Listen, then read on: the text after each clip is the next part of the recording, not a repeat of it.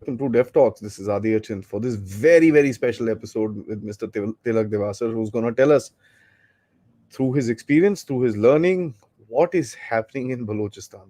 I think that's the only question I have, and then we'll break it down into various different aspects.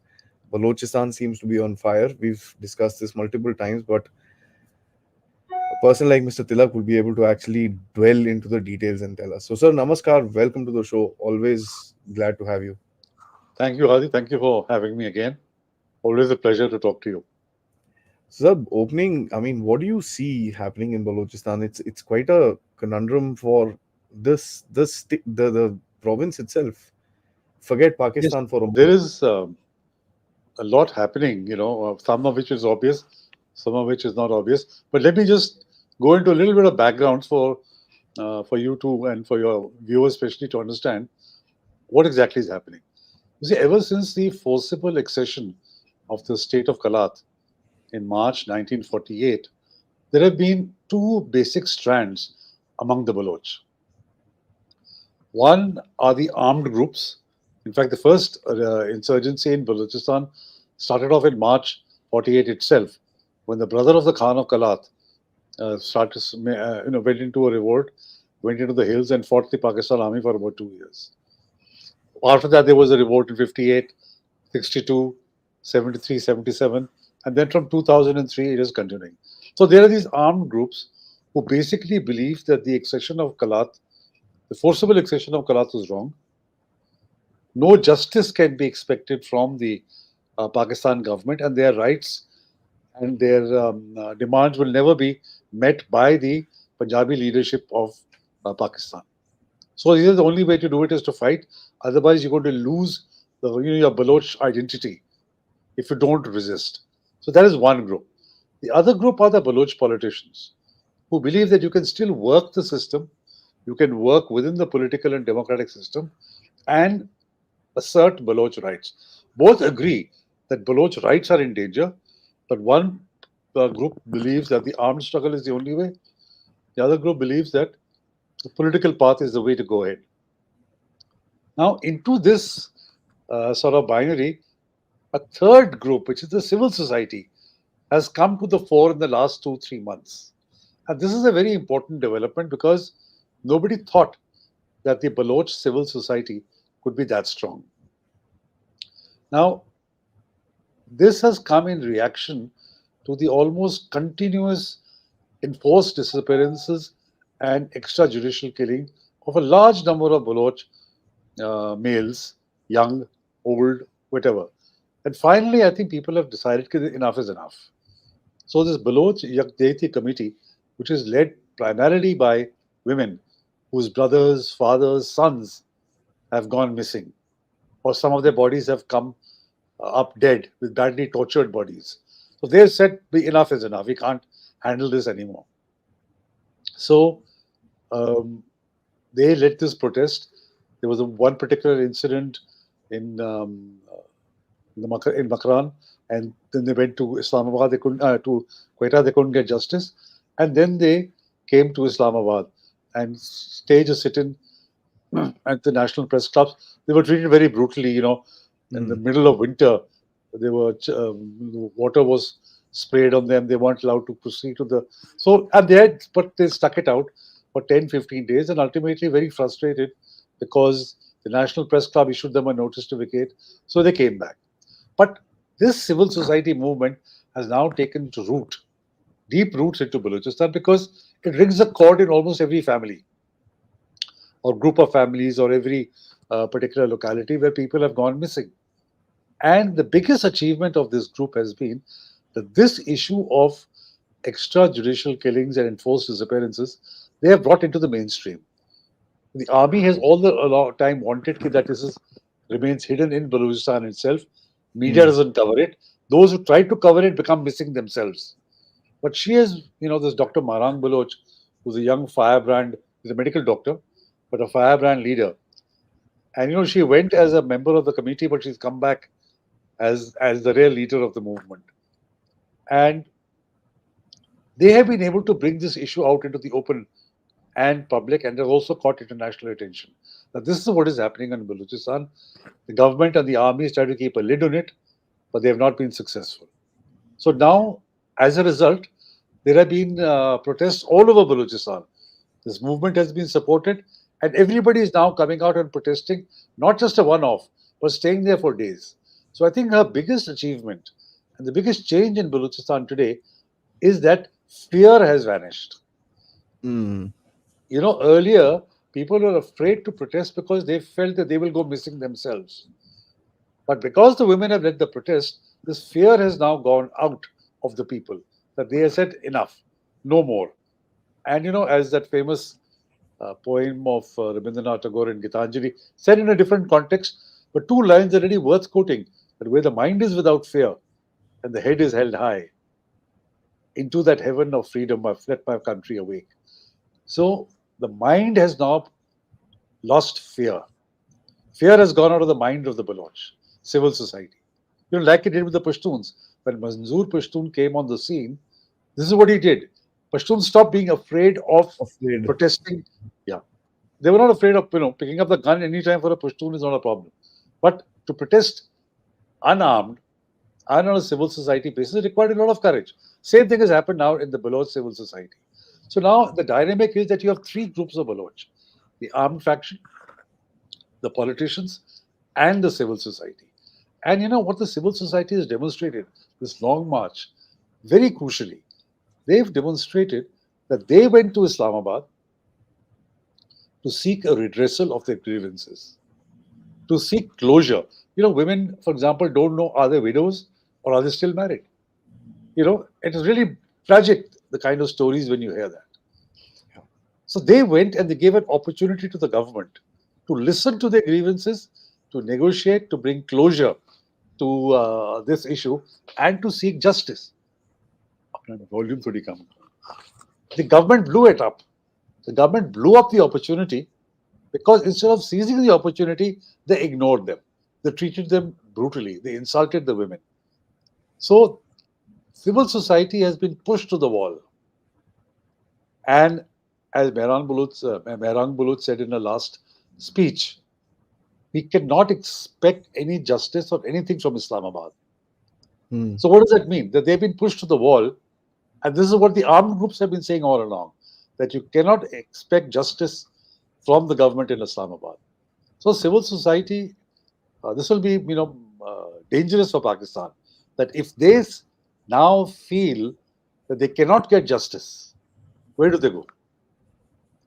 They will continue to protest, but Mm. they are not going to get closure. They're not going to get justice, and this opportunity was blown by the government in Islamabad.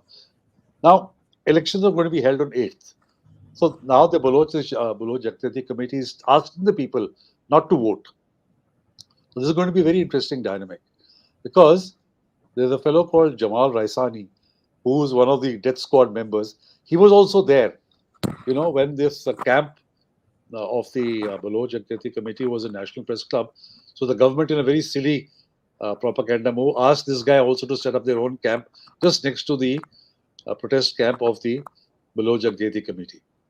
Now, Jamal Raisani has been given a ticket, you won't believe it, by the PPP, and he is contesting from Quetta. Now, with what face does the PPP have to show that can they talk about Baloch rights? Likewise, the PMLN. Earlier, Mariam, a couple of months ago, she had worn a Baloch dress and hugged a Baloch girl whose parents or father had gone missing. None of the mainstream parties have said anything about the protests when these guys were in Islamabad. Yeah. Yeah. So they are discredited too.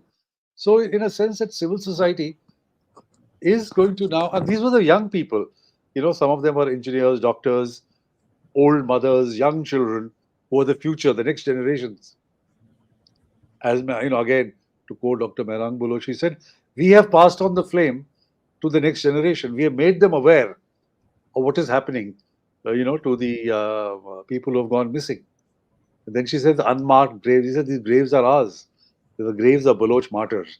We can never forget them. So, this was, I thought, the government has really blown an opportunity to at least listen to the grievances. Badhas to nikal dete. But in their arrogance, the army in its arrogance said we don't need to. We can handle these guys. Uh, this is a big mistake, because this is how revolutions take place. This is how change Mm. happens. When the fear goes and they have nothing left to lose, So this is basically broadly, we can go into details later, but this is broadly what is happening in Balochistan. And then other surprising thing, the number of attacks in the last 4 or 5 days, which are the Baloch armed groups have carried out, I've never seen anything like this before. The only time it happened was once in 2005, when a doctor was raped by an army officer in a Sui gas installation. You see, for the Baloch, just like for the Pashtuns, ill treatment of women, things like rape and all that, are absolutely forbidden. So they react very violently to any incident, just like the Pashtuns. So hundreds of rockets were fired into that Sui gas installation, and it was out of operation for a long time. That was the last time the Baloch reacted so violently. Yeah. And now, again, there have been attacks, a series of, you don't know how, I mean, the numbers you can dispute, but there have been attacks widespread all over Balochistan. Yep. So this is the other thing that's happened in Balochistan. So what I see different in this whole gambit which has happened, the armed group and the civil society, as you say, and Marang Baloch's evolution, I must say, is quite interesting to me, Yes. because she's come out of nowhere to Yeah. somewhere Really a, to a grassroots leader.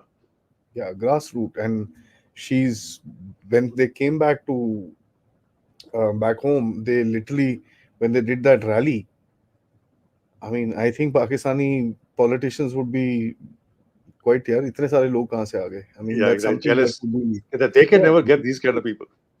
yeah. So that's something which is quite prominent. But sir, what do you say about their tactic? There are two things that I look at. One, the organization, right? They had their heads together. They knew what they were doing. There were no incidents from their side that the Pakistani army could crack when they went to Islamabad and all that. They didn't do anything. They were quiet. They were peaceful. They were crying. This that very well behaved. Although the repression came from that side, they still stood their ground. Second is their media strategy, sir. They've now reached the corridors of power all over the world. What do you think has changed? What has happened here? It's a very different Baloch movement. You see, the reason is twofold.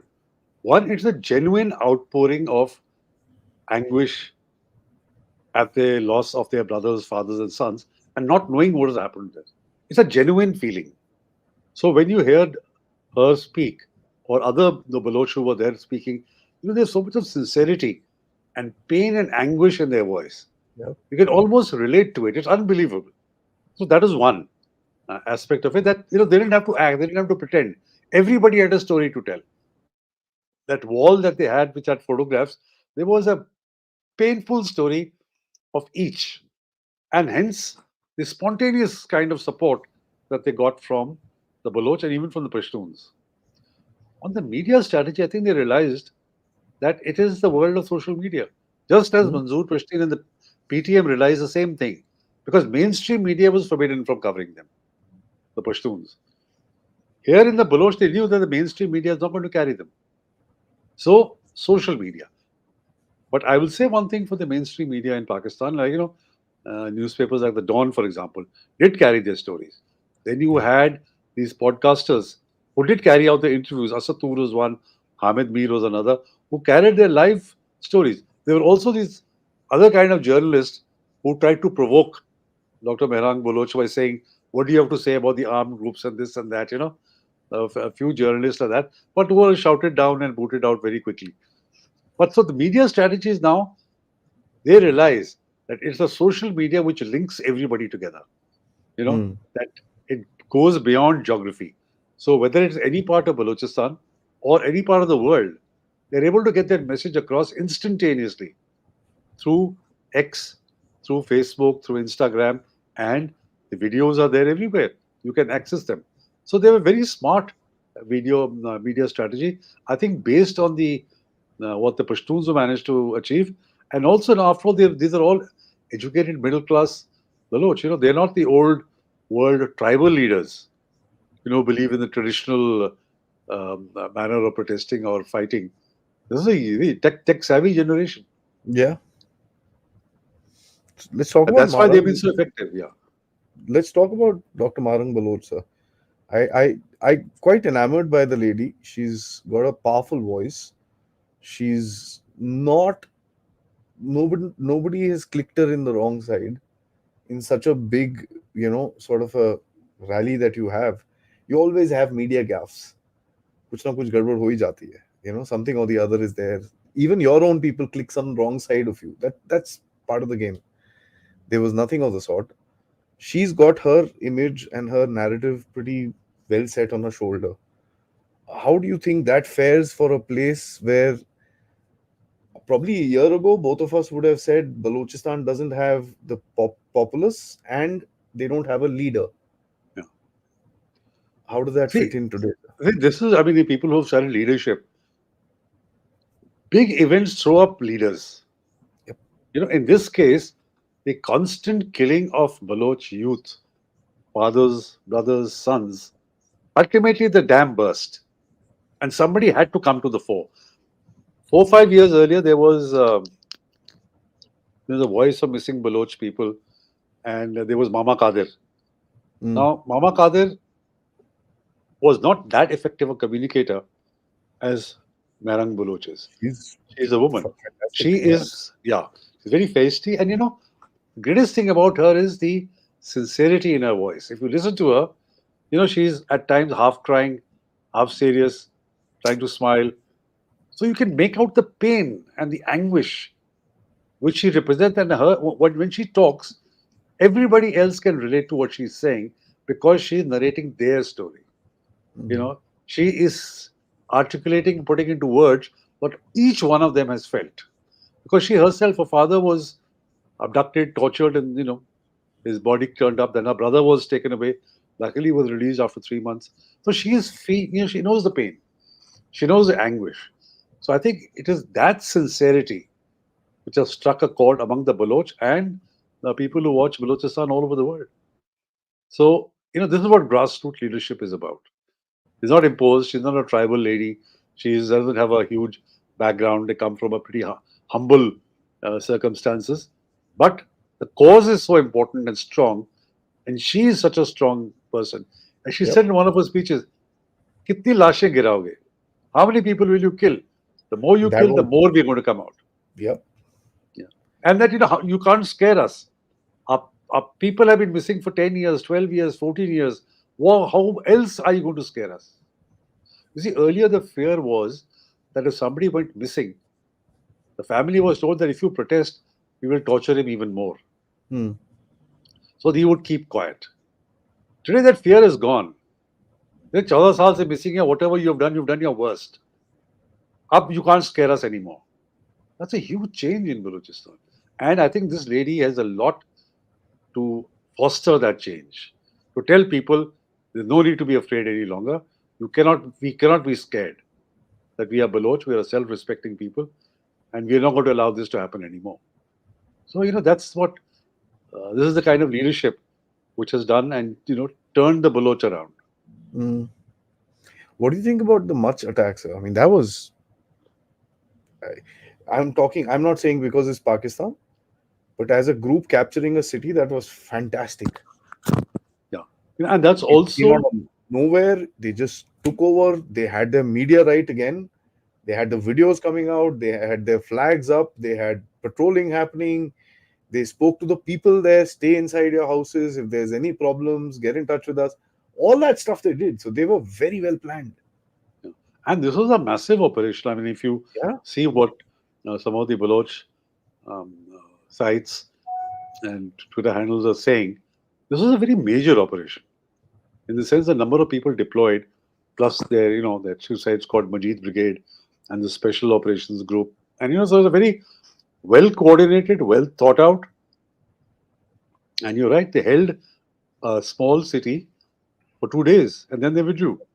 It's a On their own demonstration. will. Yeah, they On withdrew their on their own own. will. Yeah. And so this is a very major operation. Apart from the should put things which have been happening in other places, election commission office here, some politician over there, and so on and so forth.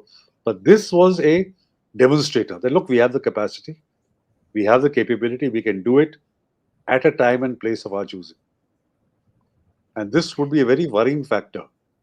If you remember some months ago, in September and October, the Pashtun, the TTP had done the same thing in Chitral when they attacked those police posts in Chitral and held on to them for some time. A similar thing in Mach. So you can see small waves, which can coalesce, which can become bigger, and is putting the Pakistan army under pressure. In fact, there was an article yesterday or day before which I was reading. In January alone, there have been 93 attacks. Hmm. 93 Yeah, attacks in January, of which about 90 people have died. 90. All of last year, I think the average was about 55 attacks a month. And suddenly now you find in January a major spike. And I think in Baluchistan and KPK have shared, it's almost similar. Maybe a little more in KPK and FATA if you add that together. But that's the number of attacks. Can you imagine 90 attacks in a month in any country? And a lot of them are targeting the security, the TTP especially targeting the security forces.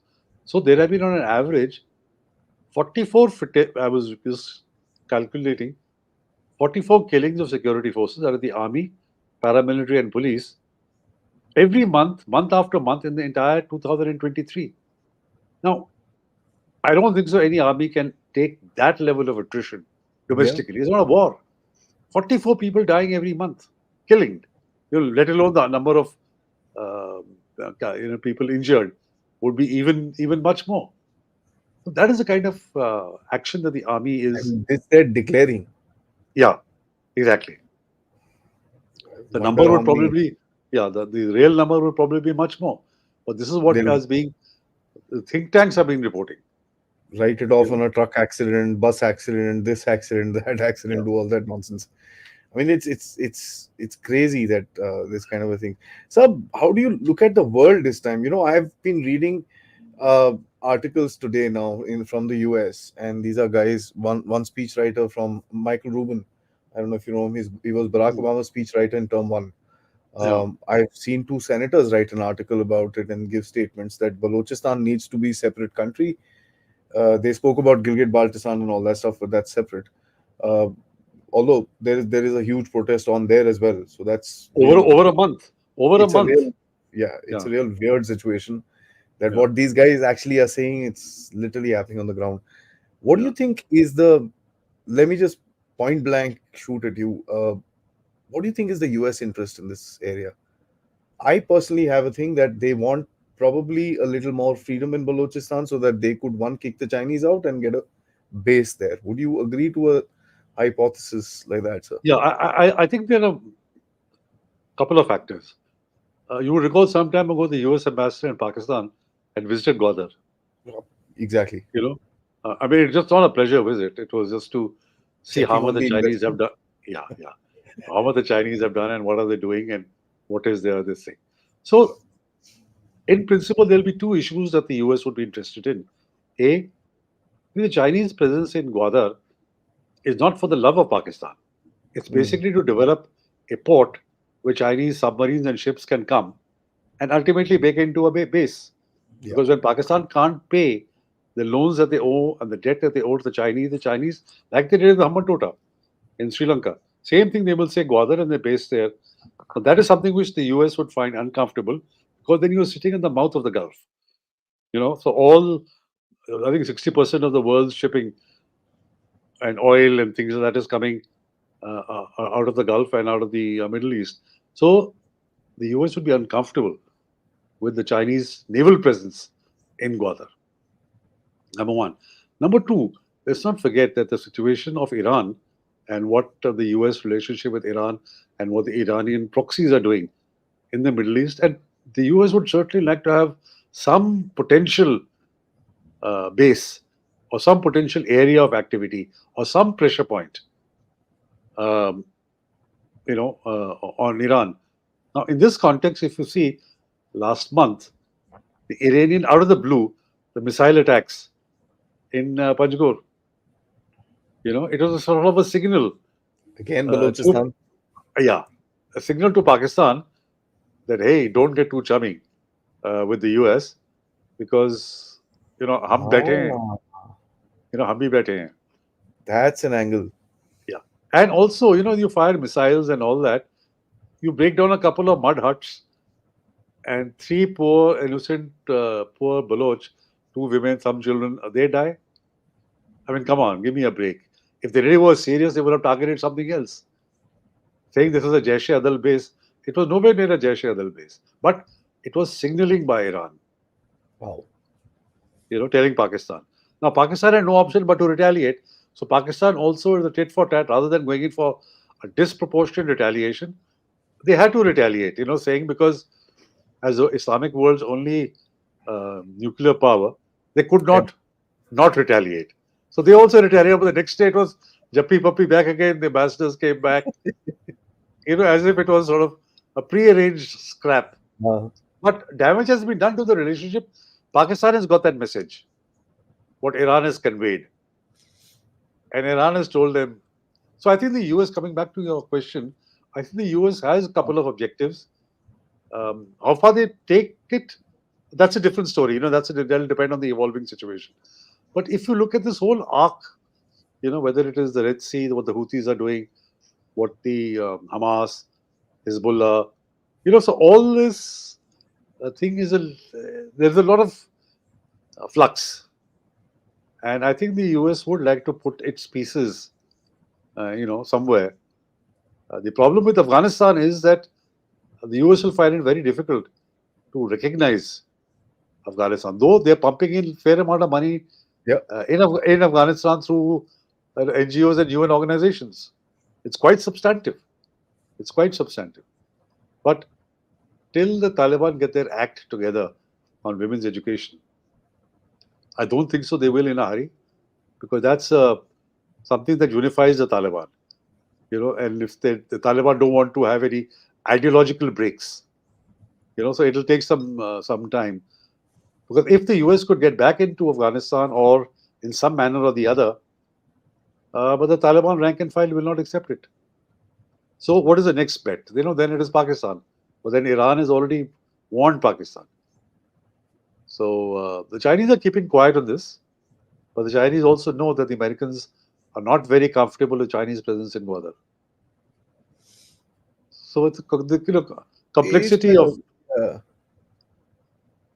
how does now coming towards the end before we take the audience questions, how do you think Asim Munir looks at it? Because it's the guy has not had a peaceful day, if I may. Started with Imran Khan, and it's just been a riot for him, except for probably the central and northern Punjab, where he can roam around. The rest, the entire country is on fire today. How Yeah. do you think he looks at the Baloch issue, knowing what you've just told us? No, I think they would definitely be. Uh, you see, if you see the statement he made about 2 weeks or 10 days ago, that the life of a single Pakistani is Yeah, more important than the whole of Afghanistan. He bashed Iran in that. India, of course, that is par for the course. But picking up on Afghanistan, I got a sense that he was trying to assert himself because he's under pressure, and he's trying to show that he's very much in command and control. Actually, he isn't, because if you take the TTP, the initiative that Maulana Fazlur Rahman going to talking to the Taliban, ki lay low on election violence or tell the TTP not to do something, and even though they have pushed back or in the process of pushing back 1.7 million Afghan undocumented people from Pakistan, the Taliban are not relenting. They for them, it's easy to absorb the pressure. I think one of the former ISI chiefs, as I mentioned, had said that when is the last time the Afghans succumbed to pressure? So for all these things which are happening to Asim Munir, I think he was just trying to fly off the handle and tell people that he's very much in control. Actually, still he's in not in control. control. He's not in control because even politically, the fact that they've gone in for an overkill on Imran Khan. 10 years in one case, 14 years in another case, now 7 years in this Iddat case, and people are saying, come on, yeah, give the man a break. It's a personal life, whatever it is. Why are you going after him? Then I think this Al Qadir Trust is also going to be there. Then this Baligana thing also is going to be there. So he's obviously under a lot of pressure. And he's It's not sure, that Nawaz Sharif will play ball. Because Nawaz Sharif gets an itch every 2.5, 3 years. If you look at his past history, he gets this itch to take on the army. And then elections on the 8th, um, if you it's notice, the the fourth. elections have not been so colorful here. Rally to कर लो यार. Earlier, Pakistani elections are very colorful. A lot of Naach, Gana, shouting, yeah, excellent slogans. Some time ago when Benazir was, um, still alive and she was campaigning, the slogan in Sindh was, "Na Mir ka, na Peer ka, vote Benazir ka." Wow. Mir Murtaza, her brother, Peer Pagaro. Both were contesting against her. So, na Mir ka, na Peer ka, vote Benazir. And things like that. But this time, very, very subdued. So either people are um, not even sure that elections will take place, or if they are, their vote will get wasted. The PTI is, people are contesting as independents. Yep. They'll be easy to manipulate subsequently after the elections are over. So Mir is under tremendous pressure every which way. And the economy, even though state bank, the foreign exchange reserves have gone up, I think they were 12 billion or something like that. But it's not a structural change. These are just injections which sooner or later are going to run out.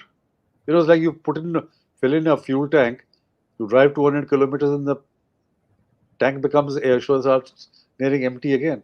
So the same thing is happening. If you cut down imports, which is what Pakistan has done, then you have no materials left for re-export. So it's going to be tough in a couple of months down the road when the new government comes. What are they going to do?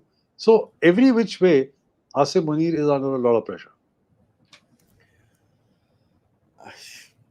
It's amazing that the guy. So lastly, I just want to paint you a little scenario and kind of get your views on it, because some time ago we came to know that the Baloch have linked up with the TTP.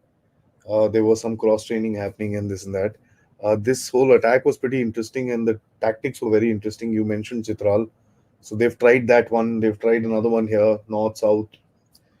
Tomorrow, if there's a coordinated attack, God help Pakistan. I mean, God not help Pakistan. Let me just say that before anything else. But on a serious note, so when you have these two organizations coming in, and you're also there is a civil society which is standing up and saying the same thing, as you kind of elucidated in your first answer. So Yeah. there's the civil society, the narrative, the armed groups, narrative, backed by the Pashtuns, same narrative. Are we going to see going forward a whole that whole western belt of Pakistan literally exploding all See, that together with a is, coordinated way? yeah. So that I think is in the future. They must be building up to that because, sorry, it's building up to that because I don't think so. Pakistan is tackling these diverse situations, which look diverse at the moment, in an imaginative manner. They could have taken the wind out of the sails of the civil society movement in Baluchistan by just listening to them. The Chief Justice is from that area. You know, he's from Balochistan. He's not a Baloch, but he's from Balochistan. Hmm. The Prime Minister is a Pashtun from Balochistan. They had so many opportunities to diffuse the crisis. Listen to them, say Judicial Commission. There's so many ways to diffuse. By being arrogant, not listening to them, you really push them to the wall.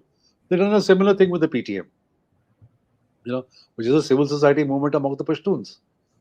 By not talking to them, not talking to listening to their grievances, by cracking down on them, arresting Manzoor Pashtun, Ali Wazir, Mohsin Dawar, once, the leadership is the same thing.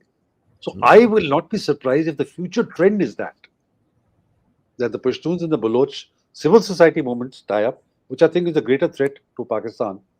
The civil society is getting together than the armed groups. You see, the armed groups getting together means there's sensational attacks. But there are attacks, and then the Pakistan army comes, there are casualties, but then they move away. But a civil society movement, which lasts for a longer time, especially if it's led by women, the Pakistan army does not have it in its playbook how to deal with the civil society movement. Like in the case of East Pakistan and Mujibur Rahman, you had killing of 3 million Bangladeshis and ultimately led to the independence of East Pakistan. So I don't see, and then the Taliban on the other side saying that there is no border. We don't have a border. That was the best. Yeah. ये क्या बात कर Border रहे हो? नहीं Border. So, and in my Balochistan book, I demonstrate how the Durand line actually is Pakistan's biggest fault line. And Pakistan knows it. Therefore, they are desperate for the Taliban 1.0, and now the Taliban, to accept the Durand line as the international border. But actually, the Durand line doesn't exist anymore. After the Yep. Afghans in 1949, in the Lower Jirga, they rescinded it. And as per the last 1921 treaty, they were perfectly within the rights to do so. So Pakistan knows this. So you have the Taliban saying, we don't accept the Durand line. The TTP is saying, we want the demerger of FATA and KPK. We want Sharia courts in Malakand. And also projecting a Pashtun nationalist line. So there is already a Pashtun pincer, from both sides of the Yeah. Durand line. Then you have the PTM, the civil society movement, which is very strong in FATA and in the settled districts of KPK. Now you've got the Baloch civil society movement. And the Baloch, because of the tie-up with the TTP, have got access to sophisticated weaponry. And they've allowed space to the TTP into areas like Makaran and Kalat, which are Baloch areas, where no Yeah. Pashtuns would really go, because it was not their area. But sharing of resources, this is a purely tactical alliance, but because both are against the Pakistan army. So it is a more than a plateful. And then now in Gilgit-Baltistan, you've Mhm. started the movement for over a month. In that freezing weather, they are protesting, and very, very validly. You see, Pakistan imposed taxes. Yeah. They say we have no representation. The same old American Revolution, no representation without, no taxation without representation. But we are not represented in Pakistan's assembly, yet in your finance bill, you're taxing us and reducing the subsidy on wheat and a whole lot of other issues about land, royalty from the Amar Basha Dam, and things like that. So, all these things are coming together in time and space. So, the writing is on the wall. It's quite a mystery. That's all I would say, sir. And I think you've brought in a very different light as far as the civil society understanding of Balochistan is concerned. And you know, uh, the region seems to be in chaos, and there's just no other way to put it across. It's quite a dangerous scenario, and anything would happen right now. Iran is on the brink with a gun. Pakistan is another, always with a gun. I don't know. I mean, it's quite a bad situation. Any case, let's get some questions in. Guys, like the video, subscribe to the channel. It's been a brilliant narrative that sir has put across, and I must say that can only come with years and years of research that sir can do. Please check out sir's book, available on Amazon. I'll put the link in the description post the show finishes, on Balochistan, which is an amazing book. I wish I had kept it with me. I would have shown it. I have a copy. You want me to show it? Yeah, please. That would be great, sir. Just one sec.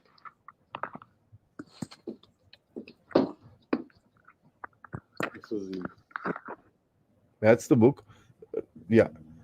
Guys, this book is liked inside Balochistan, by the way. So that's, let me just say that very clearly. People love and respect this particular book, and because Sorry, I missed that. My earphones were I'm off. saying people love this book inside Balochistan, leave alone Yes. anything else. Yeah. I've got a So lot of appreciations from people in Balochistan for this, in and Balochistan, it's and available for sale in Pakistan. yep. So it's interesting. So guys, please like the video, subscribe to the channel, and absolutely spread the word about Dev Talks. You can contribute towards me by using the QR code for people who are staying in the country, or PayPal who are staying outside the country, or super stickers or super chats. Thank you so much. We've got almost about 1,800 people watching us right now. Let's see what you guys have to say. God underscore God. Thank you so much for becoming a member. Uh, this is one thing which I want to ask you, sir. So I'm going to say this and add a little masala from my side for you to answer. Baloch people should reach the EU. EU economic sanctions will cripple Pakistan down to its knees. For the first time, EU has actually given a little bit of a quiet warning to Pakistan that, Yes. boss, your MSP is in danger. ESP, Uh, MSP, whatever that thing is. GSP plus. GSP plus. Yeah, yeah. Sorry, my apologies. Yes, sir. Yeah. So I think the message has gone across. The message of this Baloch Long March protest demonstration in Islamabad reached all the diplomats in Islamabad, who in turn have projected it back to their governments, and the EU. You see, the EU is very sensitive to human rights violations Hmm. and freedom of speech and things like that. So they have warned Pakistan that, look, GSP plus depends on a country fulfilling freedom of speech requirements as well as human rights requirements. You can't do this. And I'm sure Pakistan is aware of it. So the GSP plus, as and when it comes up for renewal, so it has reached the US, the EU, but I think a lot more needs to be done.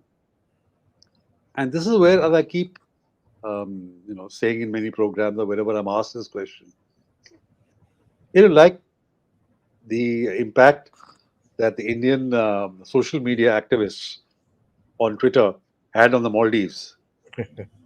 Similarly, why can't people follow Baloch groups, tweet about Balochistan, and share conversations about Baluchistan? That is one way of which the message will resonate across the world Yep. even more. So whether it's EU, whether it's the UK, whether it's the US, the UN, I think we should, in our individual capacities, we can certainly do this. Yeah, we could do that, guys. Let's put out a tweet. All of us watching here, let's all put out a tweet or a social media post about Balochistan tonight. It'll create enough of this thing. And secondly, in the comments, please write free Balochistan from Pakistan. Just write that in the comments. It creates an internet this thing. So if we have, Like let's say, with a five hashtag, seven with a hashtag, yeah. with a hashtag, and please also tweet that thing out. Uh, so it'll just create a little buzz, and when you create buzz like that, we've seen what it does before.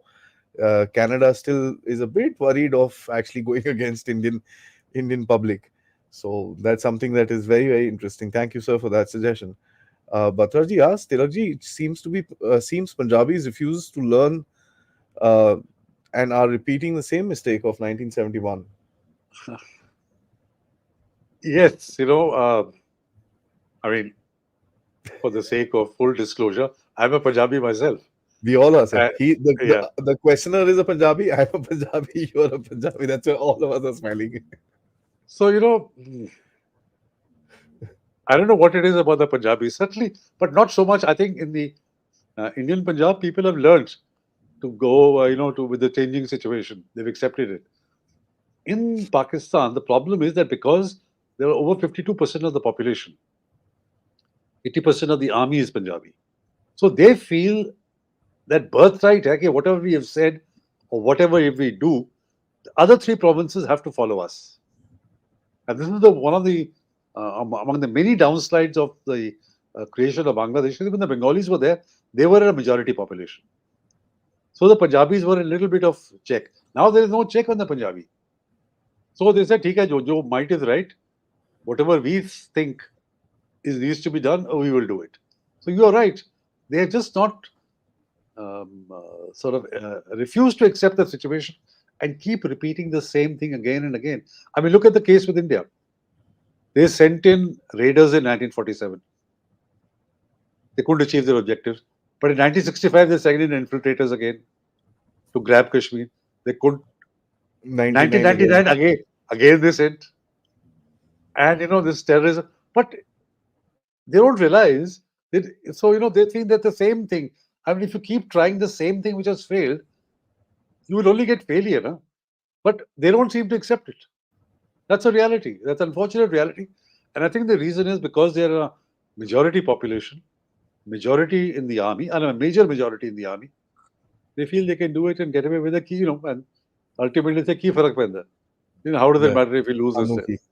Yeah. Sanuki. Yeah. Guys, the free Balochistan thing, not in the chat box here, in the comments after the show finishes. जैसे ही show खत्म होता है, उसके बाद डालिए, uh, so that it becomes a buzz within YouTube as well. Akash Tadani ji asks, our opponents only understand raw power and brute force. Resolution for Balochistan resides in the footsteps of Afghanistan. Following in the footsteps of Afghanistan. Your views? I think it has to be both.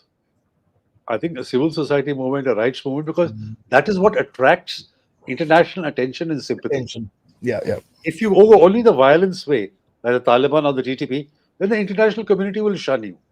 Mm. So for a population like the Baloch, not a large population, it's about 4 or 5% of Pakistan's population, 44% of the land area. It is very important that they have a strong civil society movement. And it is then supplemented by people who want to pick up the gun.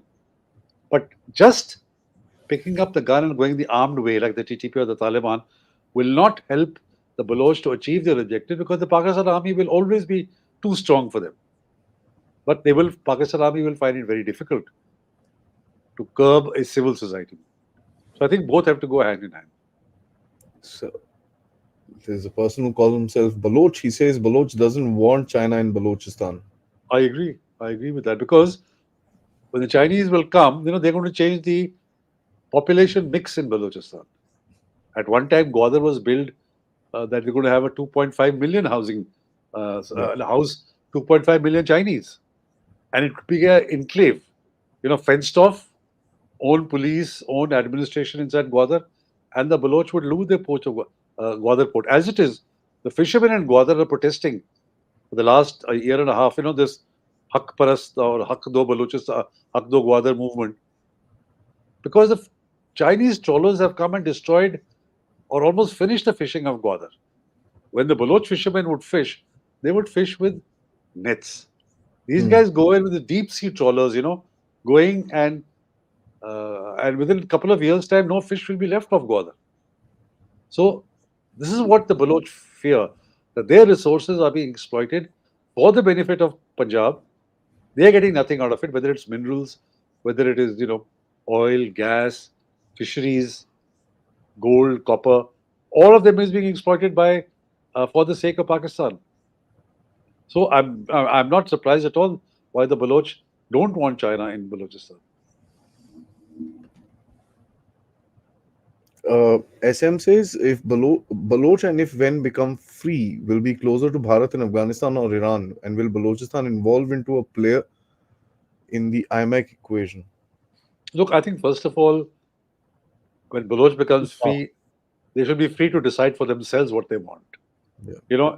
Baloch for the Baloch, and I think the Baloch will decide whatever they want to do, whether it is Iran, whether it is Afghanistan, or Bharat. I think we should just leave it to the Baloch. That's the single most important thing. Nobody should come and see if the Baloch have resisted Pakistan, like the Afghan have not accepted anybody foreigner. Nobody should try and impose anything on the Baloch. Yes, sir. I have an interesting one. Partha says from the river to the sea, Balochistan will be free. That is the Gaza sort of a Palestinian thing. Bharatiya asks, Aditya, what is the real problem of Pakistan? Radical Islamism or Pakistan Punjabism? The real problem of Pakistan is, there's a very couplet, I'm forgetting the real words, but the couplet is, टेढ़ मेरी नींव में थी, दीवारों को इल्जाम क्यों दूं? The टेढ़ is the something which is bent, was in my foundations. The problem was in my foundations. How can I blame the walls that have also crooked? So the basic idea of Pakistan, that religion, in this case Islam, provides the basis of nationhood, was incorrect, was flawed. Wow. And this is where, I think Maulana Azad, in an interview to a magazine called Chattan, had put this across very well. His differences with Jinnah were precisely this. He said, you were saying that nowhere in the Quran or anywhere else in the Islam does it say that a country or a nation can be built on the basis of Islam. People in Islam who are Muslims have loyalty to their own sects. And you say, where does the Quran say this? If the Quran did say that, then why are there 57 Muslim countries in the world? There should be just one country. But everybody is different.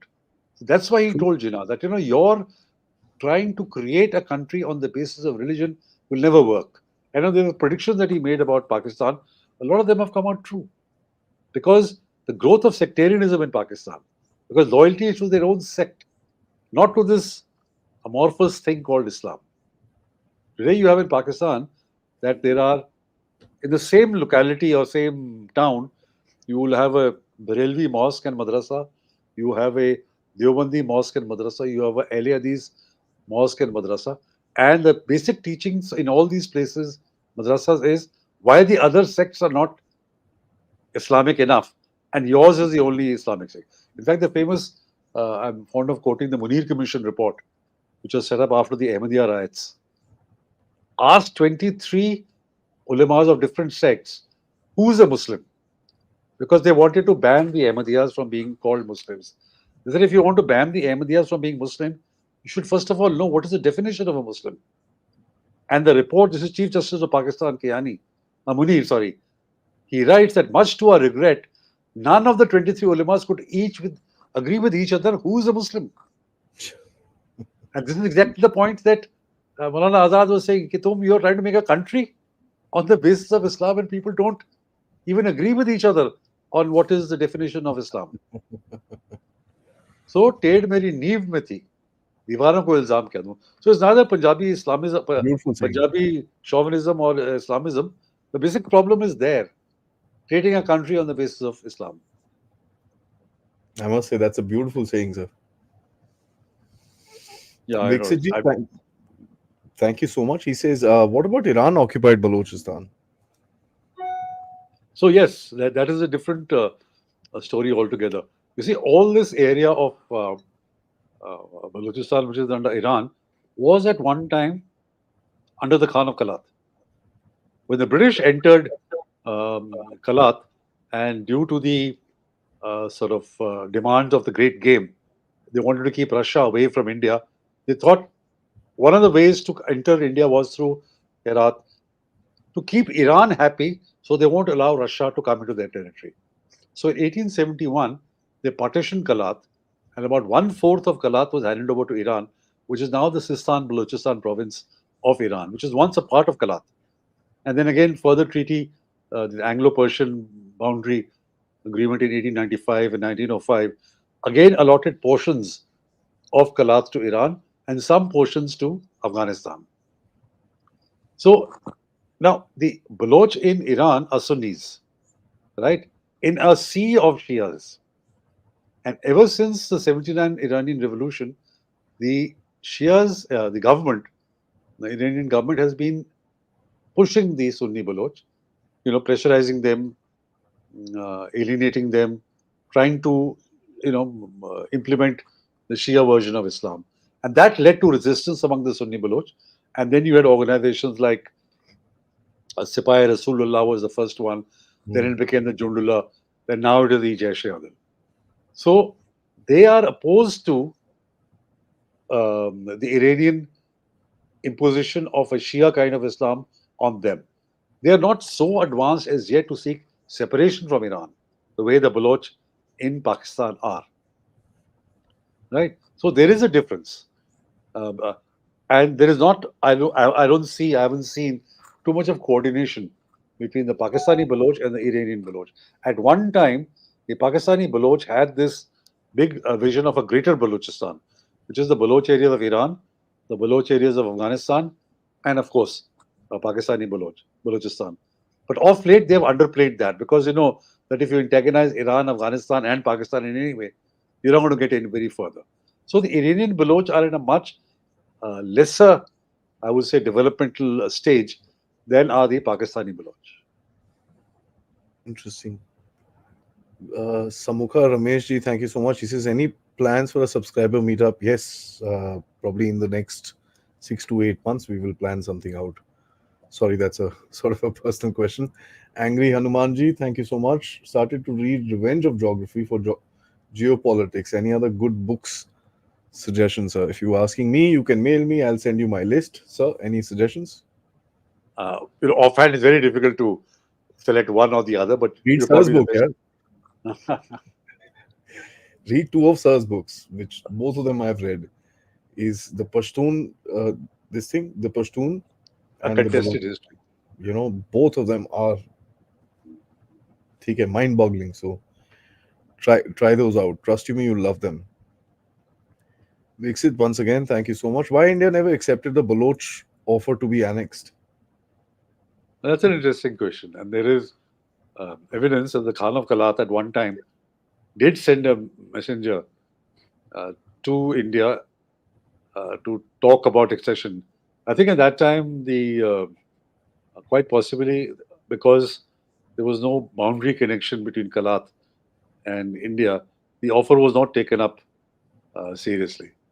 So, and I think also at that time the leadership was caught up with Kashmir, Hyderabad, Junagadh, all these other issues, and Kalat was far away. A very interesting thing that the Khan of Kalat used to listen to the All India Radio broadcast at 9 o'clock every evening religiously, and when the emissary of the Kalat of Khan of Kalat met, I think Mr. VP Menon, and Mr. VP Menon told him whatever that or did not show much interest or something like that. And that unfortunately was reported by All India Radio at 9 o'clock. So when the Khan heard that, he was furious that his suggestion or his offer has been rejected so summarily. So then he started looking at Pakistan and opened up negotiations with Jinnah, and the rest is kind of history. But I think it's unfortunate. Same thing happened in Khyber Pakhtunkhwa, then NWFP. NWFP also the Congress accepted the proposal for a referendum, even though elections of 1946 had brought a Congress government.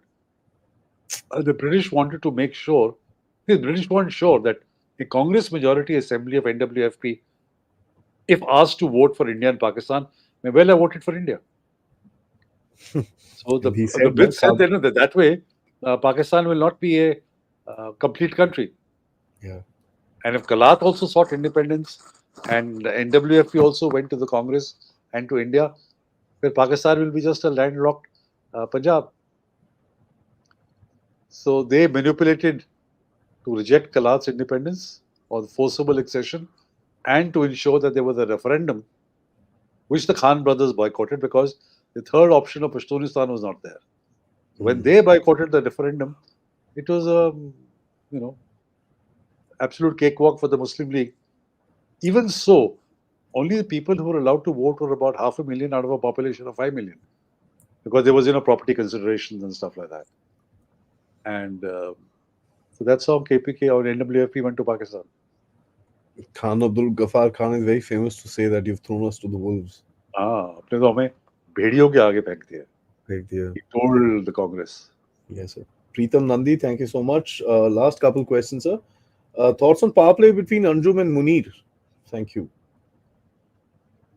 I know it is a lot of people have been speculating that there are differences between Asim Munir and the ISI chief.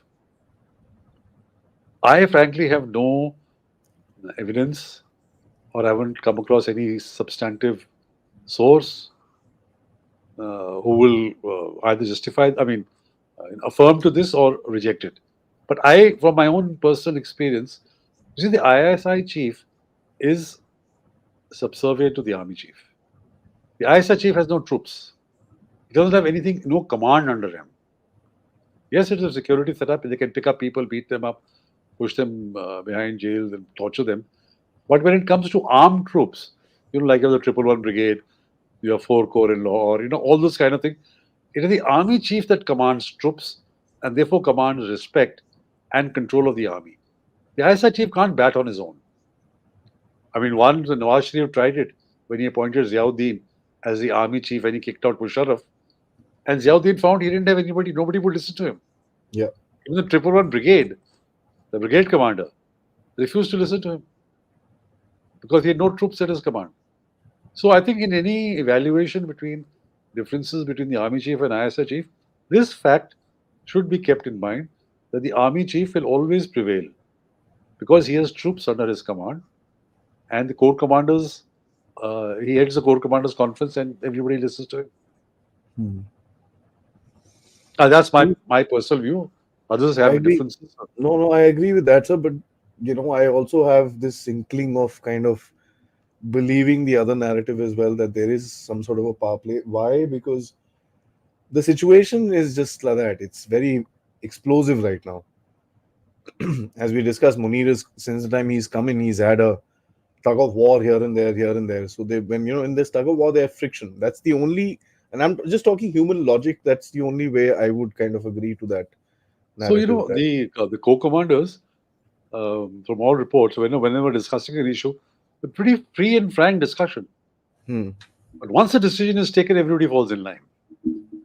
In the run up to the decision, people will have and even argue their cases very forcefully. yes, sir. ऐसे करे ऐसे नहीं करना चाहिए. But once the army chief says this is our decision, everybody falls in line, including the ISI chief. Khan Javed Khan, he says American interest in Balochistan might jeopardize local Baloch efforts. I don't see how.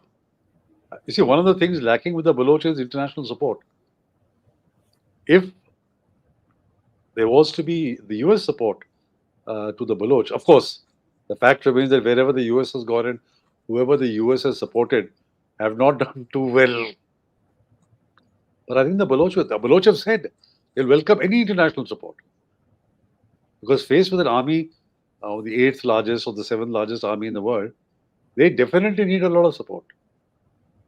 And if the US were to support them, I think they would welcome it.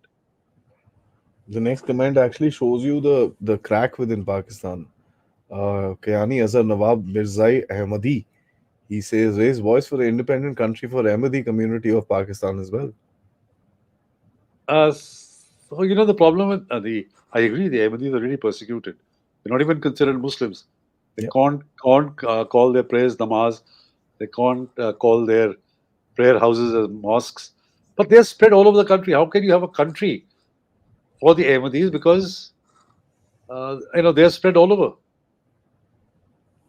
Then you might as well name Pakistan as an Ahmadi country, except the Ahmadis are a very small minority. But just tells you the kind of fault lines these guys are dealing with, Yeah, right? of course, a major fault line. Yeah. Major fault line. Adinath ji, thank you so much. He says, why do we support Afghanistan with aid when there's no Hindu today in Afghanistan? Strategic. This is something which I would like to strongly dispute and refute on your channel.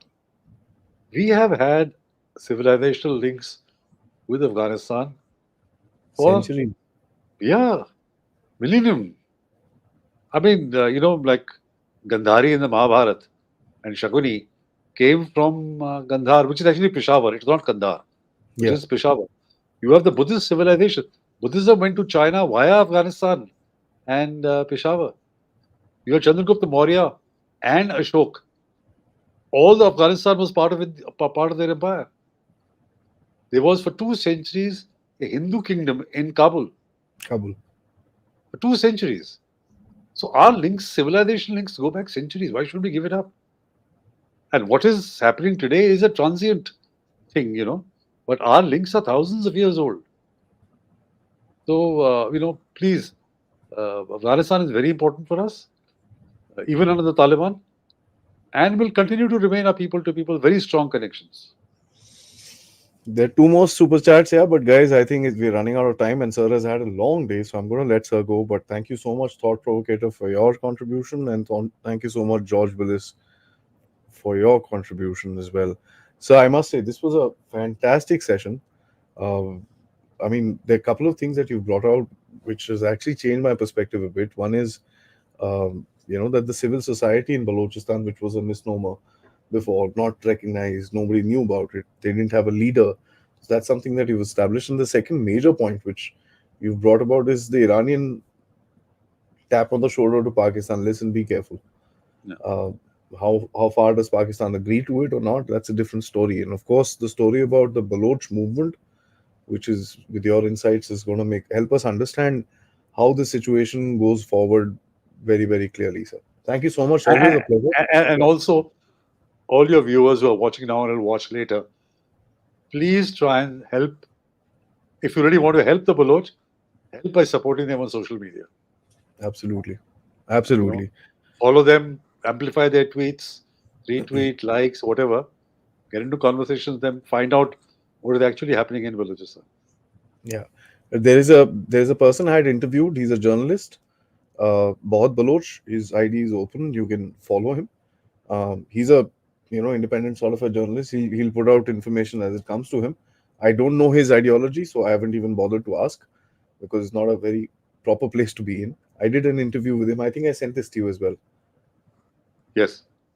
So you can follow these guys, help them out, raise a voice. Thank you so much, sir. Learned a lot. It's always a pleasure to have. Thank you so Thank, much, Adi. Thank you for having me. As always, great talking to you. thank you, sir. And, because you're very focused. So it's always a good conversation and pleasure to be here. Thank you so Thank you. much.